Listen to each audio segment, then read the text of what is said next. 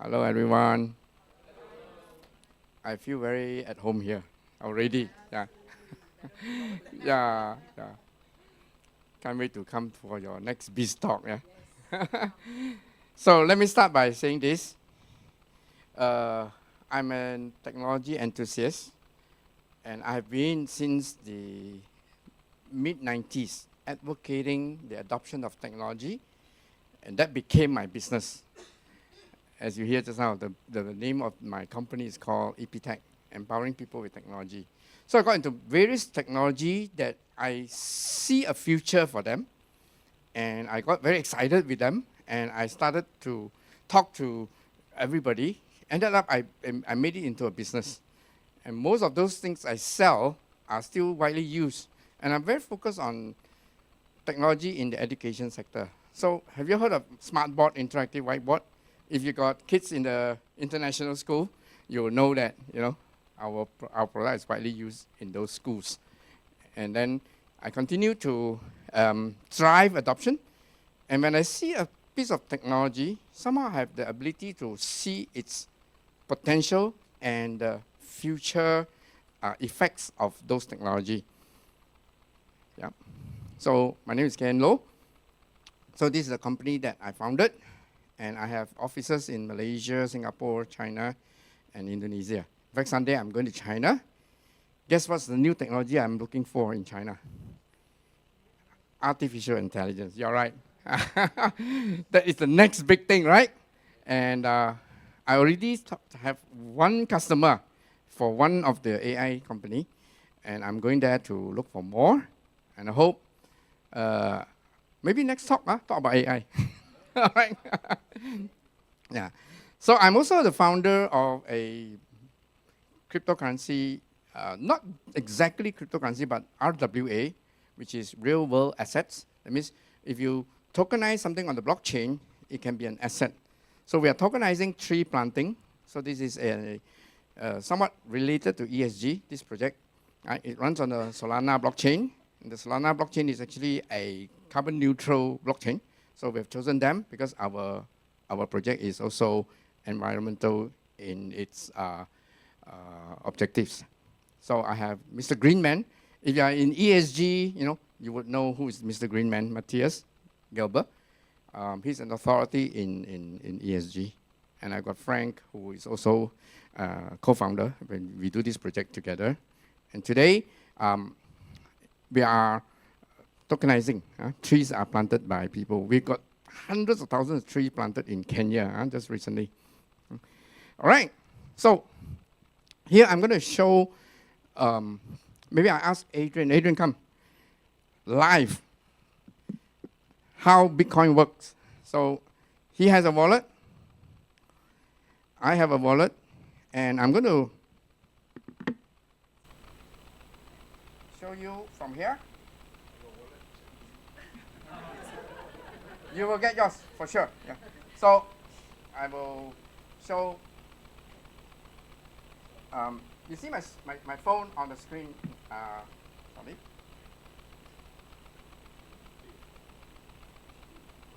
Never mind. Cannot show. So I'm going to show it to you here. So I have this wallet that holds Bitcoin, called the wallet of Satoshi, and I'm going to click send. And he has a wallet that has a QR. All of you know touch and go, all this, right? Easily. I scan his code. All right. And now I just say I'm going to send him 100 Satoshi. The Satoshi is actually a fraction of a Bitcoin. All right.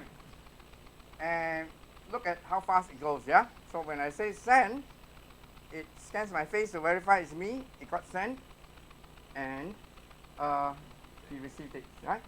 So he just received some Bitcoin from me. And in our workshop, yeah, all of you are going to experience Bitcoin. That's all you are going to get Bitcoin from us. There are 3 people who are going to give out Bitcoin afterward, all right? After our Q&A, so you can stay back until 12 midnight. You'll get yours. All right. So I always say cryptocurrency is always better experienced than explained. All right. Why? It's because Like just now, our brother there gave a definition of what's blockchain, what's Bitcoin. There's so many thousands of definition of this thing. All of them is partially true, partially right, but you just cannot wrap your head around it.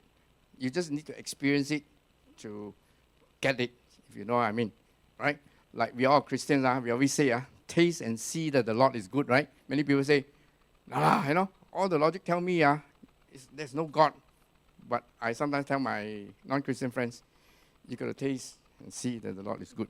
But if you have not given up your own will and surrender to the Lord, you'll never taste that, right? So in the same way, I think if you experience it by handling it, it's not tangible, but it's tangible in your wallet. And when you receive Bitcoin like this, you begin to think, what actually happened on the blockchain that make this transaction possible? Adrian, my nephew, can be in North Korea. I don't care, right? He sent me his address. I could send him some Bitcoin right now, instantly. And he gets it, right? So that is the wonderful thing about cryptocurrency. So I would like you all to scan this QR and download this wallet, right? No obligation. If you don't want it, you don't have to download this wallet, but everybody scan this and download, whether it's an Android device or Apple device. And God willing, if you got time, I can stay late.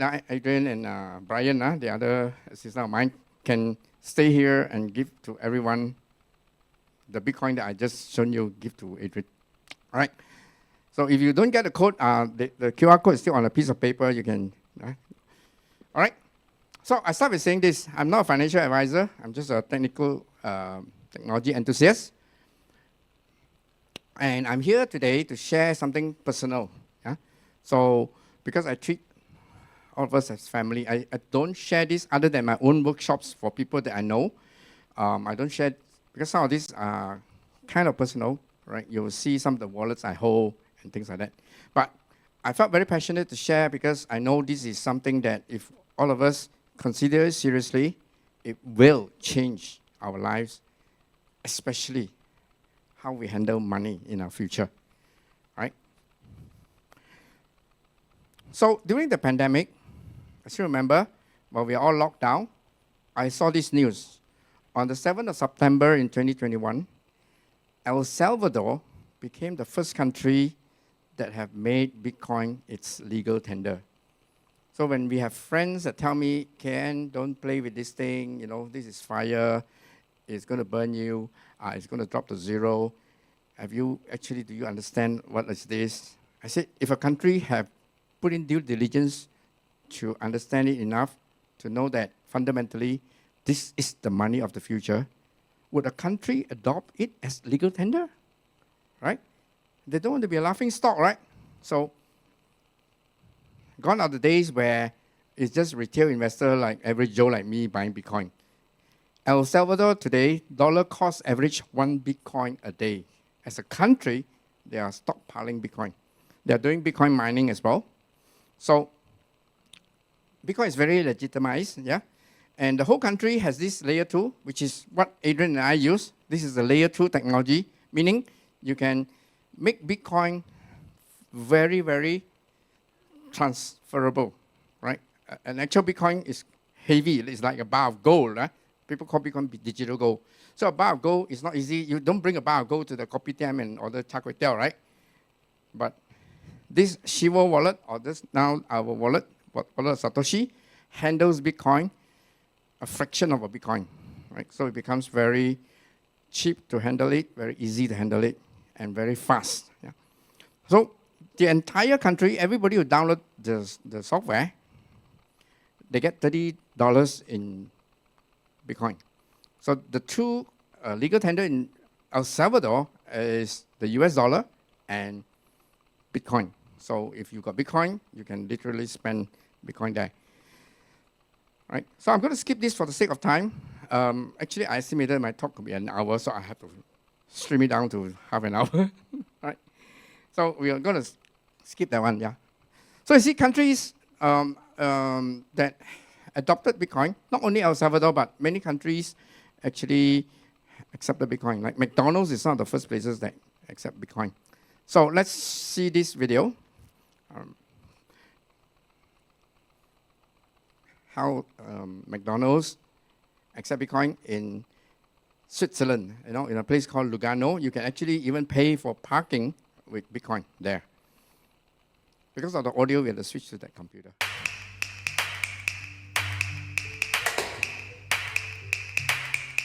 Somebody is just ordering burger, and the officer just select Bitcoin, and that person just scan the QR. And the person has just a fraction of Bitcoin and the Happy Meal.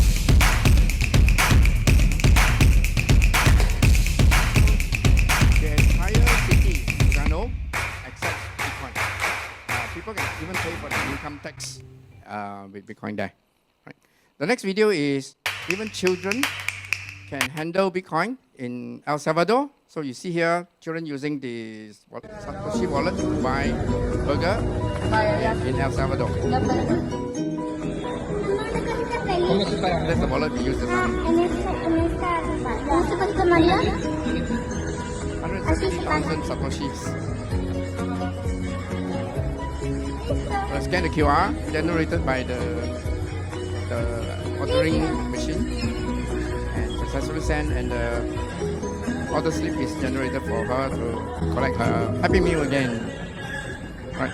So increasingly more and more places are now accepting Bitcoin, and I'm actually driving this type of adoption. Many of my schoolmates who have restaurants and things like that, I ask them to start accepting Bitcoin. Including many churches accepting cryptocurrency as tithes and donations. All right, let's move back to my screen here. So, if you look at technology, it always goes through these phases, yeah? Trends that goes through phases of innovation, and then transition, and then adoption. So, give you some example. See, when the automotive, the combustion engine was first invented, the automobile was invented. Did you notice something peculiar about this car? Can anyone tell me what's so peculiar about this car? There's no horse in front. You're right. If you look at the picture here, there's no steering wheel, but there's belt. The paradigm is still horse and carriage. To steer the car, they actually use belt to turn the wheel. But that's because people are stuck in the old paradigm, right? Then comes a car that has a steering wheel.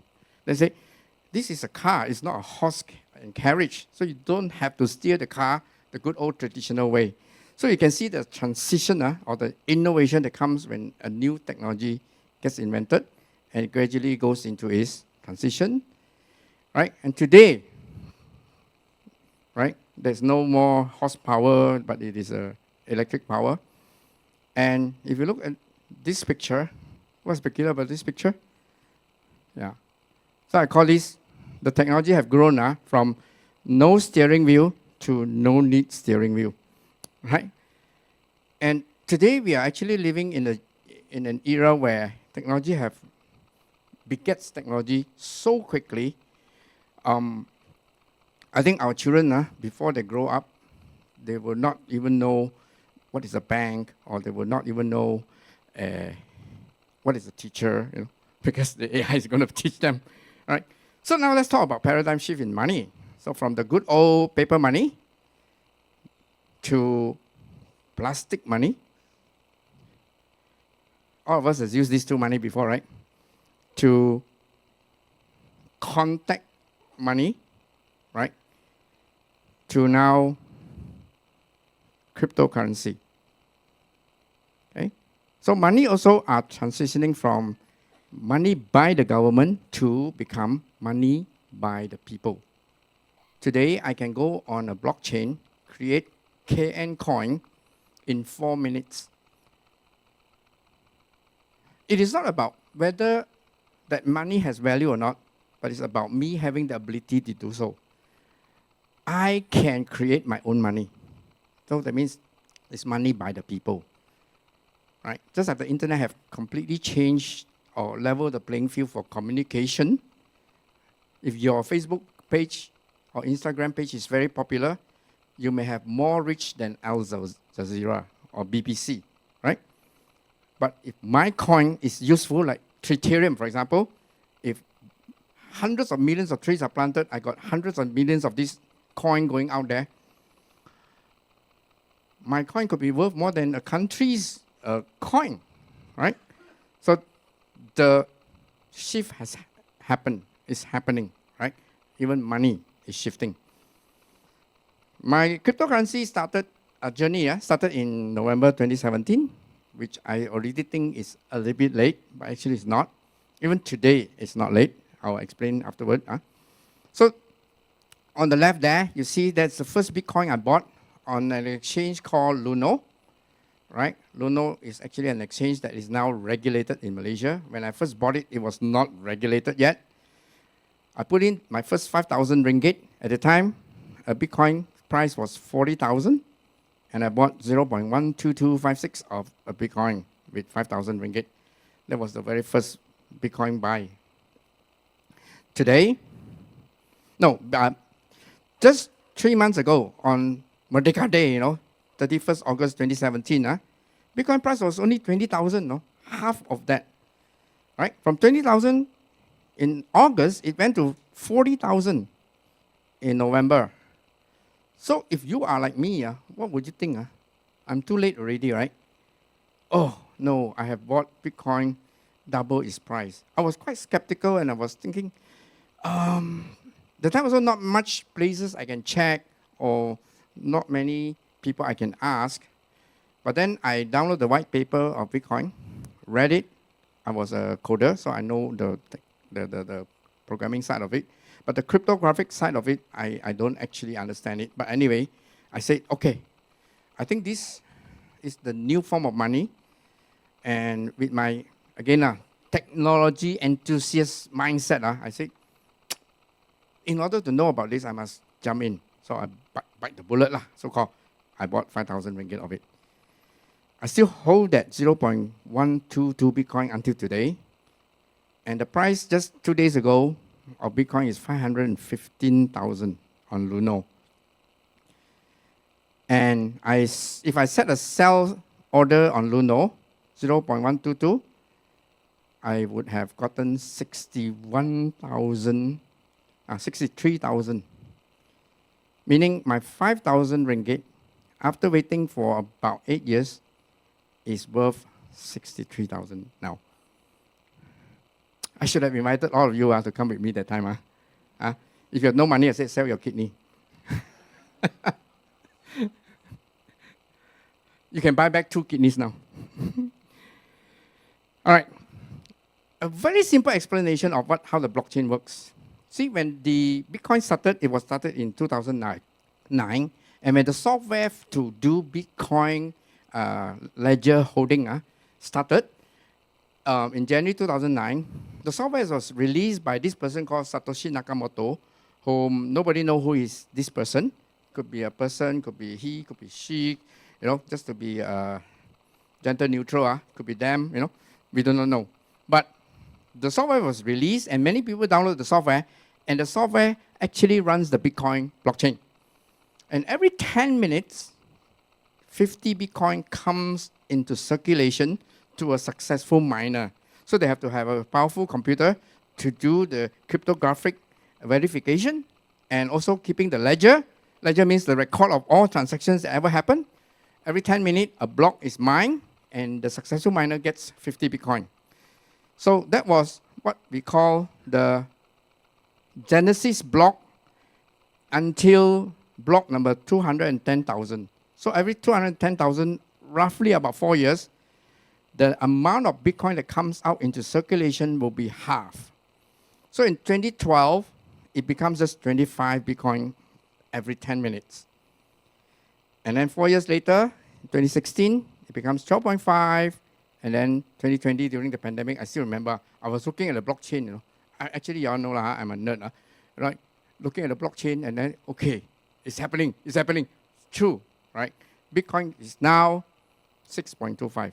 I actually look at all this on the blockchain because it's a public ledger. Everybody can see it. Then last year, it was reduced to 3.125. And currently, we are still, miners still getting 3.125 only lah. Yeah? And 3 years from now, 28, it will be just 1.5 something. And I also look at the price of Bitcoin every year, the average price of Bitcoin every year. And based on the halving, right, you can see here, 2012, all right, there was a halving, right? And a year later, this is the average price per year lah. So average price in 2012 was $8 only. Yeah, I should have sold my kidney and bought that time lah. You know. Anyway, and then a year later, it becomes $189 per Bitcoin. Then the next halving was 2016. The price was already $600, and a year later, it went to $4,000. And then it goes on. 2020, 11,000 was the price of Bitcoin.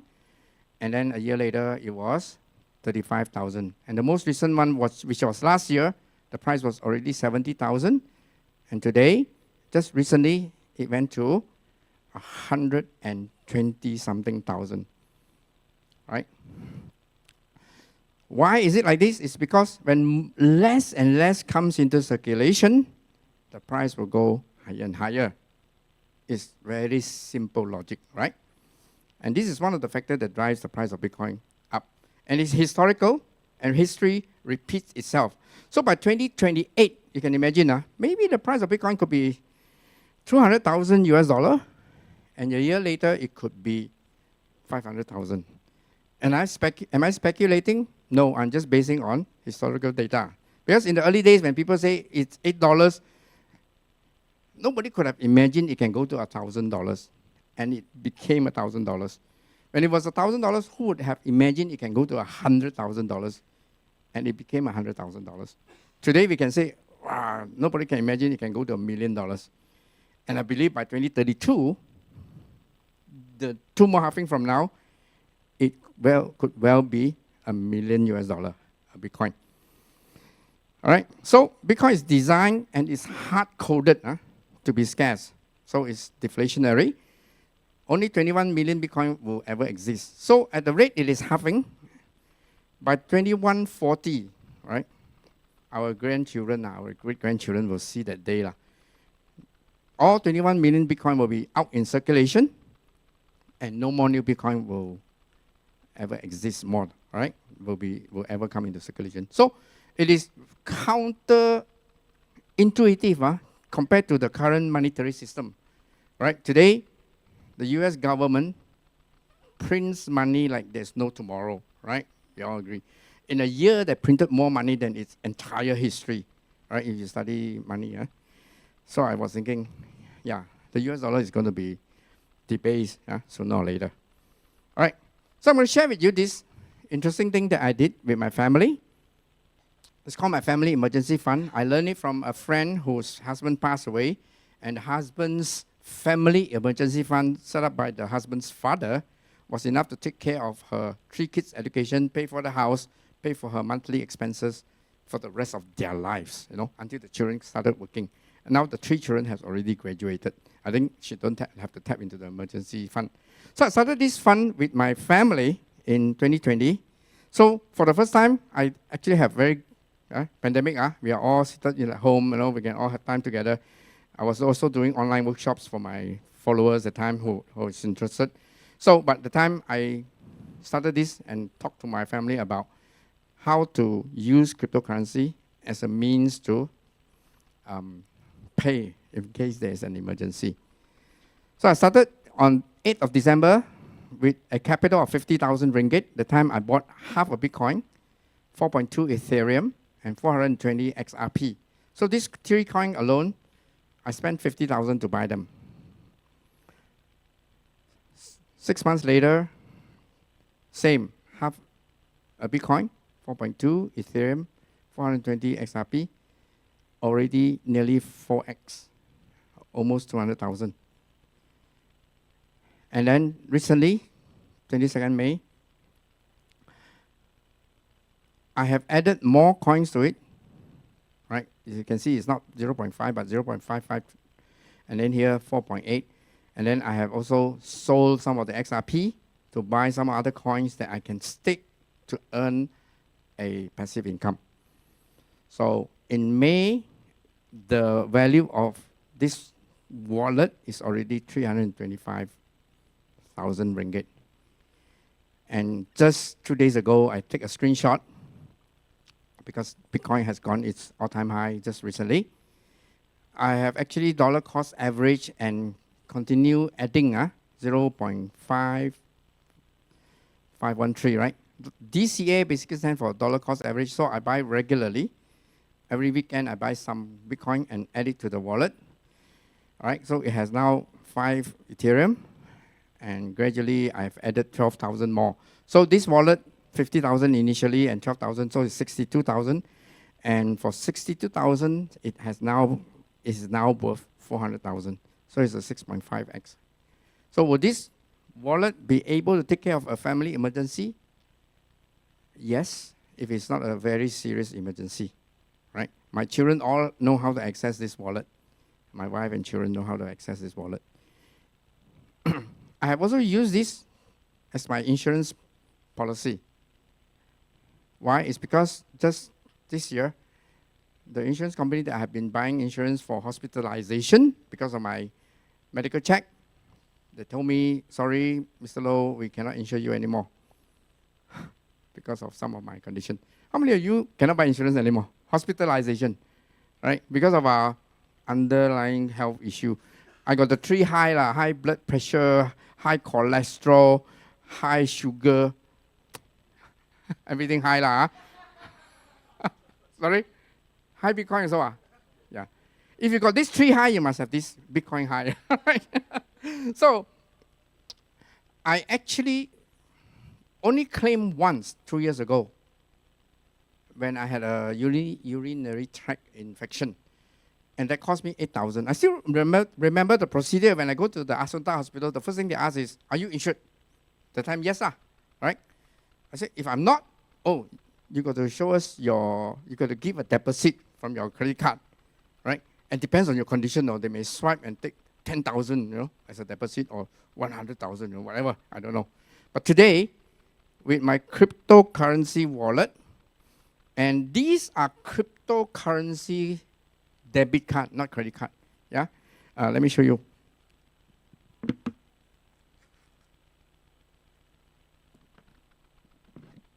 This is a card issued in Singapore. The company is in Singapore. They work closely. It's a crypto company called crypto.com. And they are regulated by MAS, Monetary Authority of Singapore. So it's pretty safe. I apply for the card, available in Malaysia. I just top it up with cryptocurrency. Like here, see, I got Litecoin. I top it up with Litecoin. And that amount of Litecoin becomes Singapore dollars. I also top it up with Bitcoin. When I want to pay for my property, I actually pay for my property with Bitcoin recently, right? And all these become Singapore dollars because this card is issued in Singapore. So the base currency is Singapore dollars, and I can now spend as much as the money I have in my card. So if I got $1 million in there, I can spend up to $1 million. There's actually no spending limit in that sense. It's crazy, incredible, yeah? So that's my way of dealing with insurance. I just went to the dentist today, and they say I need to do implants. That tells you how old I am. I said, can you take payment by Visa? She said, yes, my dentist. I said, okay, if you take, then I will most likely top up my card with cryptocurrency again to pay for my implant. I said, how much per tooth? Minimum 8,000 ringgit lah. Right? If you want better ones, more costly. Yeah. So, I will continue to DCA and HODL. These are, if you are in the cryptocurrency community, you know what this means. DCA stands for what? Dollar cost averaging your buy. All right. So I actually don't lose sleep looking at the price of Bitcoin. I just set my trading robot to buy at exactly the same interval, same amount every week. Right? Since 2023, I started that already. Right? So every week it buys me Bitcoin. And then HODL stands for, not wrongly spelled, not whole. Yeah? HODL stands for hold on for dear life. That means never let go. Right? So my personal strategy is I'm going to do that for the next 10 years, God willing. By 2035, my family emergency fund will be more than enough to take care of even my grandchildren. Yeah, my son just got married last October. I pray that I can have grandchildren. Yeah, so. But he's aspiring to be a pastor, so he's training to be a pastor. So he said, delay. I said, pastor must have children now, huh? Correct or not? Huh? Dr. Wong? At least 4. Okay, I asked you to talk to you. So, why? It's because there are 2 more halving coming. In 2028, there's 1 more halving, and we know a year later, the price will have gone up, probably add another digit, right? 2032, and if you hold until 2035, and you continue this year, I'm quite certain I will take care of our future, right? So, buying Bitcoin is not to get rich quick. Many people misunderstood that. Oh, I buy, when the next halving, all-time high already, I sell. I say, you sell already, you will regret, right? If I were to sell my Bitcoin that I bought from Luno, 5,000 ringgit, few years later, I can actually sell it for 20,000 ringgit, But today is 60 over 1,000. And maybe 5 years, and by 23, it could be a few 100,000, right? So it's not to get rich quick, yeah? Hold it, and in the future, you may be rich, but I say, even if you don't get rich, at least it has prevented us from getting poor, right? 100,000 in your bank today, even in your EPF, with a dividend of, let's say, 8% even, that 100,000 in 10 years' time, today it can buy you a e-mask, is that Proton e-mask, right? Is that 100,000? I don't know, yeah. Maybe in 10 years' time, you can buy the e-mask battery, with 100,000, right? So the value of our money goes down. But if you hold it in Bitcoin, I hope you can buy the e-mask factory, yeah? Right? So the future of our money need what? What does it need? It needs a plan B, right? A plan that involves some Bitcoin. I'm not saying that you hold Bitcoin by selling everything. I don't hold everything in Bitcoin. I still have property. I still have my account a must in EPF, right? If I'm that crazy, Bitcoin maximalist, I would have withdrawn even my account a must. Actually, my age, I can withdraw. I don't, right? I still keep money in different places. Even my family emergency fund has fiat money in it, right? So meaning, what if the hospital say, we don't accept card, we don't do this, we don't do that, and for some reason we cannot pay for an emergency with cryptocurrency, we still have another backup plan. But I say your fiat money cannot be just fiat money, but you got to have a plan B. All right, so invest in Bitcoin. I used to tell people, don't invest if you are not sure. Don't invest if those money you cannot afford to lose. But I cannot vouch for any other coin, but I can vouch for Bitcoin. For Bitcoin, do invest it with money that you cannot afford to lose. Like you have some money for your old age, put some of them in Bitcoin. Because by the time your money, let's say your old age is 30 years from now, if you still hold on to the same old money and not Bitcoin, I don't think that can take care of your old age, because that money would have lost a lot of its value. Yeah? My parents tell me, work hard, save hard, and that will take care of your old age. I don't say that to my children anymore. I say, work hard, DCA and HODL, that will take care of your old age. Yeah? So I like this saying. Yeah? We are Christian, we know this saying, but I can also claim it for the money of the future, right?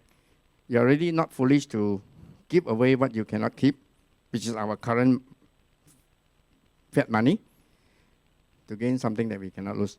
By the way, people say you cannot bring the money to your grave, right?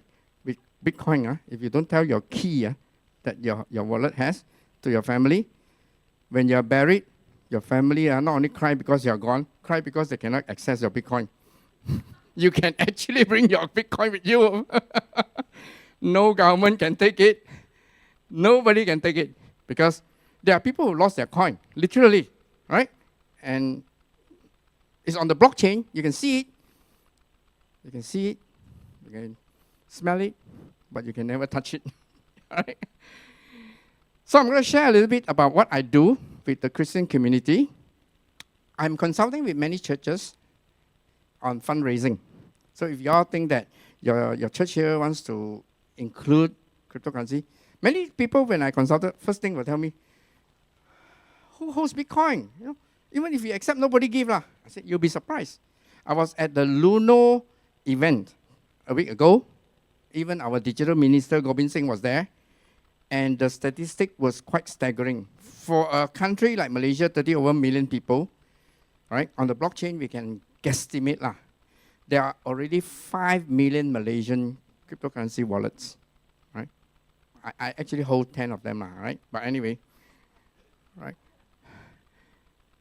5 million out of a country of 30 over million is quite a big ratio, you know. So if you started accepting crypto, you may have the anonymous giver who don't tell you who that person is, right, giving it to you. So I say, try it. But the more important and interesting part is, because I'm also consulting with my own church, the Pantai Baptist Church, to send money. I just sent some money to Myanmar for my church. And you see, if you're a Christian organization and you have a field worker, you can, through the blockchain, send cryptocurrency directly to this person. It cuts away all current banking systems, right? So on the blockchain, it becomes, on the decentralized blockchain, it becomes borderless, permissionless, and it is censorship and confiscation resistant. The $3,000 US dollar we tried to send to Myanmar the last time, it stuck in Hong Kong and ended up, it cannot go into Myanmar. It was returned. And 100 over US dollar was deducted, by the bank for doing nothing for us. But they said, no, Myanmar government, the bank there cannot accept. We have to send it back to you. And that was after 3 months. So we said, okay, never mind. And today, if you look at this method, you see, when you send it to a field worker, this person can be in North Korea. It doesn't matter. And do you know that Bitcoin is highly desirable in every country in the world today, right? Countries are stockpiling Bitcoin, And the big, used to be China, but China bans it, right? The country that bans it has most of it. That's why I say, if China bans it, you better buy it, Yeah. Right, so, today, India is the number 1 country. India has superseded China because India got too many IT people, right? When they read the blockchain, they know this is a money that, for sure, must hold one, right? So there are a lot of people. So we actually have a work in India. So I tell my church, let me go there and network with the crypto community, find some local people who wants Bitcoin. Imagine you're a Russian billionaire, you would love to have Bitcoin. Why? Because all your ruble are now sanctioned. You cannot send it anywhere. If you have Bitcoin, a Russian billionaire can come to Malaysia and say, I got Bitcoin, Mr. Low, I heard you want to buy Bitcoin, can you give me some ringgit? I happily buy it from him. I say, since you are so desperate, sell it to me at a premium cheaper right? He will probably sell it to me cheaper, right? I will give him the ringgit. And he don't have to send his ruble to Malaysia because Malaysia also don't accept his ruble, right? But locally, I will take his Bitcoin and he'll get his ringgit. And he can maybe buy a house in Malaysia, whatever, I don't know. So you see, I find a donor, and the donor receives the Bitcoin that we send him, our worker, and this donor or this buyer can then give you the local currency. And I'm very sure this is perfectly doable if you've got situations like this when your church needs to support a worker in the field, right? So you see, one of the characteristics of Bitcoin is called permissionless. And to be permissionless, it basically means the who, what, when, why, where are no longer barriers. There's nobody who's going to ask you, who are you sending to? Who are you who wants to send it? It is just, you see, Adrian could be a most wanted guy in the world. He can download a wallet, I can send him some money. Right? He cannot open a bank account, but does it matter? It doesn't matter. What amount are you sending? I just sent him 100 Satoshi, which is about 50 cents ringgit, right? I could actually send him 50 million if I want to, right? So what amount doesn't matter. When? I can send it to him anytime, right? 24/7, 365, any minute, because the blockchain never stops, right? It keeps on updating one record, one block at a time, yeah? And then, do they ask you why? Why are you sending this much money? Why are you sending it to North Korea? Nobody's going to ask you. The miners don't ask you. The miners just verify you. You sign the transaction with a valid key. It gets done, right? They also don't care where you send it, yeah? So this is the wonderful characteristics of cryptocurrency. I'll leave this Q&A afterward. I know there's a Q&A session, right? But very quickly, some of these questions you should ask. If you don't know what to ask is, price is so high, is it too late? Can I easily lose my crypto? Is it difficult to learn all this complex technology? Who is actually in control of it, yeah? All right, so if you have the wallet ready, get ready. We're going to give it to you after my Q&A and after the pastor speak. All right, so what is this Bitcoin? This Bitcoin is called Satoshi. If you divide a Bitcoin by 100 million, 1 ringgit divided by 100, you get how much? 1 cent. If you divide a Bitcoin, because Bitcoin is so big, so expensive, we divide it by 100 million. So one day, if Bitcoin become a million ringgit, 1 Bitcoin, a Satoshi is basically 1 cent. Right? I've just sent Adrian 100 Satoshi. It's worth 50 cents. Why? Because a Bitcoin is about 500,000 now. So 100 Satoshi will be 50 cents. So one day, if you see in his wallet, 100 Satoshi now is 60 cents. What does it mean? It means Bitcoin price is now 600,000. Yeah? All right, so with your wallet afterward, can you make sure you click on, after you install it, click on this top right, and then ensure that you change the currency to ringgit, and then you register with your email address. Yeah, it's quite easy. Brian and Adrian will help you all if you all need help. And please join my WhatsApp group. This is the group where I constantly share the latest trend. You can always ask questions. Yeah, join this group and be a part of the cryptocurrency community. Yeah. And the reason why I do all this is because I'm consulting, including Scripture Union. You will see on their website soon, I believe in November. This month, we are going to have a council meeting with them, and I've already set up the infrastructure. They will be showing QR codes on their website for you to pay or donate, in cryptocurrency. Right? So this will be one of the first Christian organization I consulted. So the more I drive adoption, the more I believe we get donors. Yeah. All the content of today's talk is here. This is my AI assistant, and this is my AI learning assistant. You can ask it more questions. It will answer it better than me. Right? So I highly recommend that you all join and subscribe to this. Save it in your URL. Okay? And all this QR code is still running around with them. All right? And so with that, I want to thank you for your attention.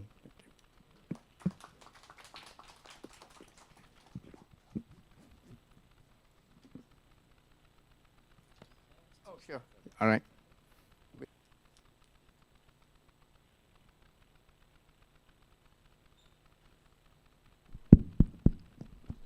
Thank you very much for the talk, sharing your wisdom to us. My pleasure. And also, how's everyone doing? Like, is everyone getting like the new trend? Like how Mr. Law just shared about. I think it's a lot of redefining what money is, redefining what the value of money is, right? Anyone has any question? Because I feel like if not, we're going to kickstart some questions. Yeah, can we pass the mic?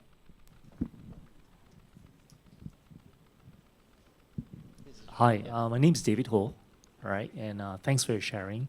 I just want to ask, right? How do you, when you have crypto in your wallet, right? The Malaysian law states that just like the stock market, whatever you gain from holding crypto are called capital gains. and capital gains have no tax.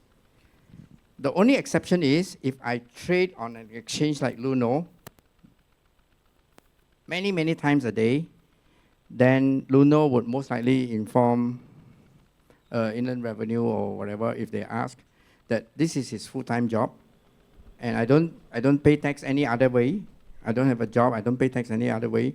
So this becomes an income that I have to pay tax for it. Yeah, but if I hold crypto, like I never sold my Bitcoin, right? So if I don't sell it, I technically haven't liquidated it, so it hasn't become ringgit.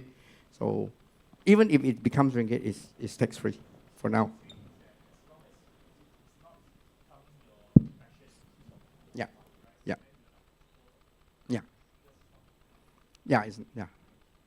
Technically, it is income, but like you buy stocks and your broker sell your stock for you, and they tax at the point of transaction. Luno also pay tax. I mean, pay fees.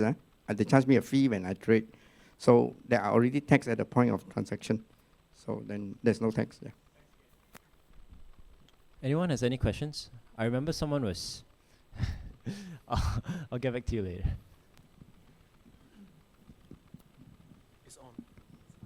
Hi, Mr. Loh. My name is Jessie. Hi, Just what Jessie. you were saying that Bitcoin, the price was driven by the halving, One of the factors. one of the factors, right? Because, as we can see, Bitcoins, the fluctuation is like sometimes can be 20% one day. So what are other factors which are actually affecting the price? The second question is, since there's not much of, how to call it, like you say that we can just send money anyway without any question asked, would that encourage like money laundering, black markets, transactions, and things like that? Yeah.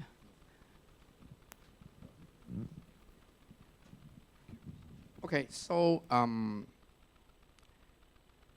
like any technology trend, even the internet when it first started, I still remember Mahathir say this during the multi-super corridor project. Yeah, I was very actively trying to bid for the smart school project at the time.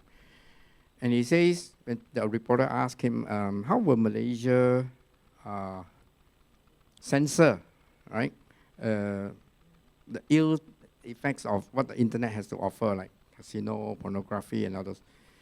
And Mahathir gave a very classic answer. He says, in Malaysia, we are having it open because we are the multi-super corridor. There's no censorship. We just encourage self-censorship. So we're thinking like, maybe we don't know how to censor, right? Like anything that is good, it can be used for evil, all right? The analogy I always use is a very sharp knife, a good knife or a bad knife. It is good because it's sharp, right? We all know you cannot use a blunt knife if you're a chef. It's dangerous to have a blunt knife. But because it's sharp, it's also very dangerous. So anything, right? Is automobile, when it was invented, good, but it can cause accident. It doesn't mean that if it can be used for evil, that we ban it, right? So there are more good. I strongly believe that cryptocurrency is actually God sent, for a generation. I believe technology are released at the right time, at the right place, by God's will, right? And we have come to an era where there is blockchain technology, cryptocurrency, and also we have AI. I believe all this is to speed up the consummation of God's work, right? So yeah, it can be used for evil. Huh? Sorry, your first question again. What are the factors that drive the price? A lot of market sentiment are driven by the whales that are involved in the industry. All right. Recently, you all heard, big company like BlackRock started to offer Bitcoin as ETF. So they are amassing a lot of crypto, a lot of Bitcoin. So when they buy, the price go up, right? They push that. But they are also the ones that can push the price down so that they can stack more, right? So whales are the factors as well, yeah? And also geopolitical, what's happening in the world, wars, rumors of wars, all those also cause the price of crypto, but it's normally in tandem with the traditional market, yeah. Because it's an asset for investment, so it normally follow the market sentiment. Yeah.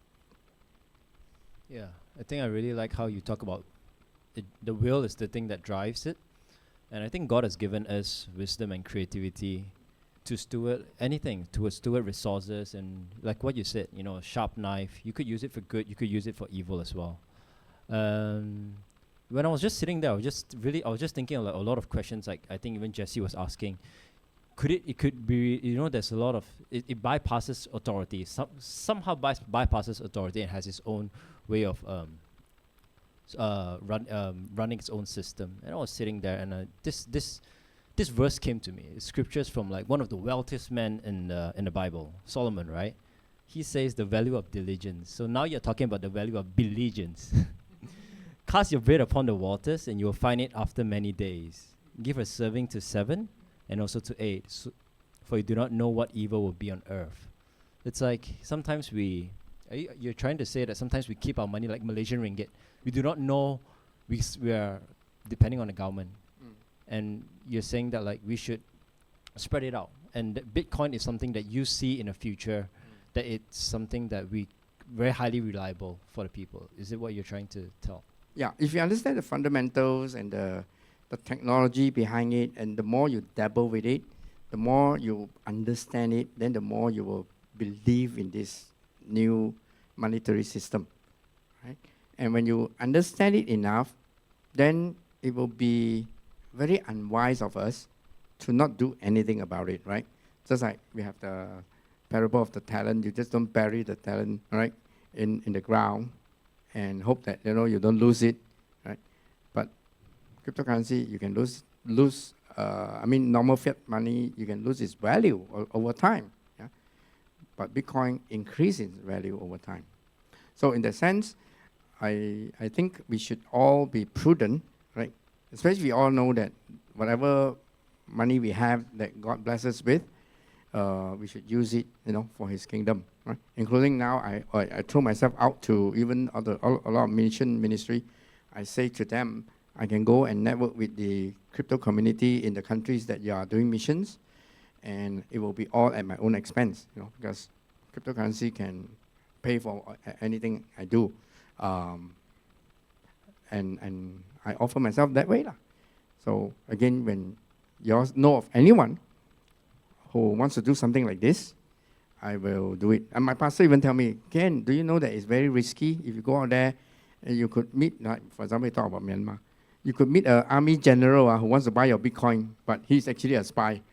I say, okay lah, you know, we just have to be careful, but at the same time, I don't think that should deter us from doing what God wants us to do, right? So I say, okay lah, I'm retired, and if God calls, we go, all right? Yeah. Can we have the lady behind first? Sorry, I think she raised her hands first. Basically, Yeah. I'm very interested in your talk, and I find it very fascinating. But as you know, there's many types of crypto, and Bitcoin is one of the many. And I just wonder, the halving itself eventually will get the supply to be less. But on that note, why don't they mine more? And the second part is there's so many cryptos, there is excess supply. And why only Bitcoin? Of course, there's other Ethereum and what have you, Doge and all that. But you hit Bitcoin in particular. Why? Thank you. Bitcoin is the first, and Bitcoin currently is the only coin I vouch for. Do I hold other coins? Yes, I do. But those are just what people call them altcoins, you know. Excuse my language, some even are called shit coins, you know, because they're so bad, like Trump coin is one of them, right? Do I hold some Trump coin? Yes. I just want to see what this coin is about and all those. So to answer your question, why don't they issue more? Bitcoin is controlled by the community that runs it without, these are what we call rules without rulers, and it is by majority consensus, meaning only when majority of people agree to do something, it gets done. And The majority of the holders of Bitcoin today are the whales and also the miners, the one who set the computer to do it. It currently costs about 70,000 US dollar to mine one Bitcoin. And the price is already 120,000 US dollar now. None of the miners will ever sell their Bitcoin below their cost, right? And they will never agree to more Bitcoin come into circulation. Because if I'm a gold miner, I've mined a ton of gold already, I would wish no miner in the world can find any more gold, because then my ton of gold is worth a lot more.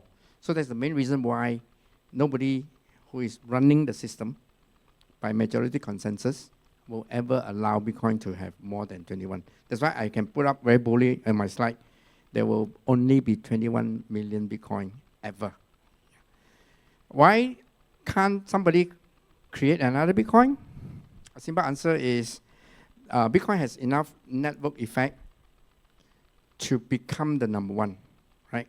A simple answer I give is always, can you and I write another web page called Facebook? Maybe I call it KN Book. I can, easily, right? Because I'm a programmer. I can copy the entire Facebook software, change it to my name, KN Book, and ask every one of you, come, join my KN Book. My KN Book will fail very quickly. You know why? Because there is no network effect. Meaning, you can come to KN Book, but you're alone there. None of my friends are here. You will quickly go back to Facebook, right? Similarly, I can create a new Bitcoin. Nobody's going to buy it because it has no value, right? Like Bitcoin, it started with no value. Gradually, it becomes valuable when there are more and more people wanting it, using it, right? So a new Bitcoin will not catch up, just like my son will never catch up with my age, right? So it's not possible for anybody to create a new Bitcoin. By the way, today there are almost 40 over 1,000 different coins. As I told you, in 4 minutes I can create a coin. But that is a good thing, right? Don't think it's a bad thing. Because today, money is now at the hands of the people. You and I can create value, but you have to find a use case for it. Yeah? Gradually it becomes valuable if you find a use case for it. Just like my Treetherium project, right? I found a use case, but whether it will pick up or not, we also do not know. Just like the early .com days, thousands of .com, right? Nasilamak.com, pets.com, flowers.com. Where are those .com? They're all gone. If you invested in 100 of those .com, probably you're fortunate enough to buy google.com. That one .com will make back all the money you spend losing the other .com. Right? Cryptocurrency is in that same opportunity today. Yeah, if you miss the .com days, cryptocurrency is the one. So really, Bitcoin is the number one coin you should buy first, and then look at other coins later. Feels like it's going back to those days, the initial purpose of what money is created for, as a transaction of values. Right. Right. There's so many questions we want to ask you, really, but we're running a little bit out of time, and I'll just sacrifice my question for this, for this man, for the last question for this man. We're still here, so if you can ask more questions later. We can ask more questions later. No, the mic's there. Oh, can okay. speak a Thank little- you so much. yeah. Okay, Ken, very good talk. I mean, this is the kind of thing that will convince my dad. So, I mean, this, Alright. I mean, especially because it comes from the generation, he was like, you know, hey, I put in the Bitcoin into the Luno. Then after a few weeks, it went down, not worth it. You know, I mean, he didn't really get the word, but he gets property, he gets stocks, he gets what, you know, so that's one thing. But my question is actually very different. What are the most innovative apps and innovations right now in Bitcoin? Because all the other coins, right, like Solana has an ecosystem, all right? ETH, especially with domainers, domain name investors, we are very interested in the ENS, the Ethereum naming service. You know, so what is there for Bitcoin? Because I know that Bitcoin Cash is a separate fork. You know, I know that, but I haven't heard many interesting projects happening with Bitcoin. It's as if, you know, they want it just to be a store of value. You know, so is there any, like, I know besides a wallet app, besides what, is there any apps at all that you would recommend? Bitcoin continue to be digital gold. Yeah. So it is running on the proof of work blockchain, meaning people have to spend a lot of energy and computing power to earn new Bitcoin.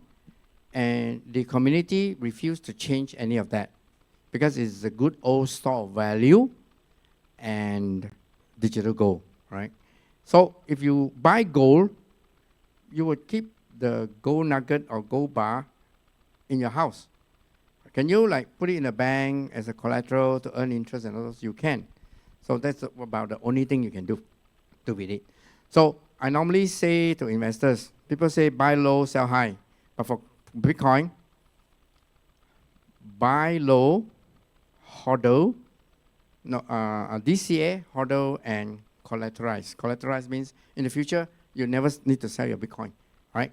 If you got a Bitcoin that's worth $1 million ringgit, for example, you can collateralize it. The bank may lend you 500,000, right? By the time you want to return to the bank says, hey, your $1 million worth Bitcoin is now 1.2 million, or 1.5 million. Would you like to borrow more? And if you spend borrowed money, you never have to pay tax as well, right? So in that sense, a lot of billionaires in the US are using Bitcoin as a collateral, right? People like Michael Saylor, he actually borrowed more money to buy more Bitcoin. So I hope that answers your question. Yeah, okay. Yeah. Yeah.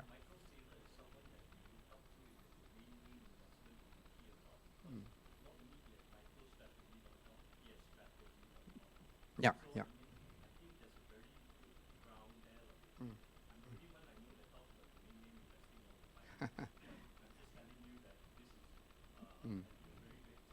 Yeah, thanks. Yeah, I hope a few controversial domain name. Maybe in the future, it can be used. One of them is Aswara, like, yeah. When you want to talk on the blockchain, uncensorable, no. You want to talk anything politics, imagine you have a domain name called Swara Rakyat, that you can say anything and they can never censor it. Thank you so much. All right. We are running a little bit out of time, but thank you for the very insightful talk. Mr. Ken will be staying here for later. Yeah, we'll stay here until every one of you get a Bitcoin, Awesome. some Bitcoins from us. Yeah, Yeah. and also join our various groups. The QR code is on the pieces of paper. Yeah, so So yeah, please stay back later to claim your Bitcoins, and I'm sure you have a lot of but questions. after for us as well. pastor's message, yeah. Yeah. Okay, so we're gonna have a thank you so much. Thank you.